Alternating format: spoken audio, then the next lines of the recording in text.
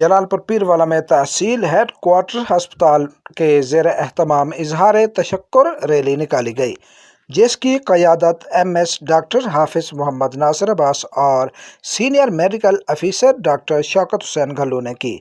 Rally में doctors के अलावा पैरामेडिकल स्टाफ ने भी शिरकत की। अस्पताल इंतज़ामिया की जानिब से रैली पाक अफवाज की सलाहियतों के एतराफ़ में निकाली गई।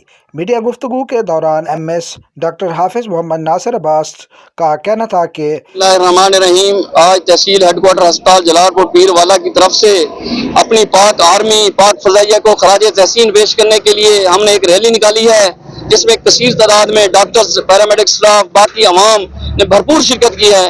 और ये जिस तरह पाक आर्मी पाक फजाइया ने भारत के अंदर घुसकर शिकस्त फास से दो चार किया और कामयाबी से वापस लौटे हैं, हम उन्हें सैल्यूट करते हैं और खराज तहसीन पेश करते हैं, जिन्होंने हमारा सर फख्र से बुलंद कर दिया है। मैं इंशाल्लाह उम्मीद दिलाता हूँ, वादा करता हूँ कि हम इंशाल्लाह पाक आर्मी के शाना बशाना खड़े रहेंगे और इंशाल्लाह हमेशा माजी की तरह भारत को शिकस्त फास दो चार करते रहेंगे।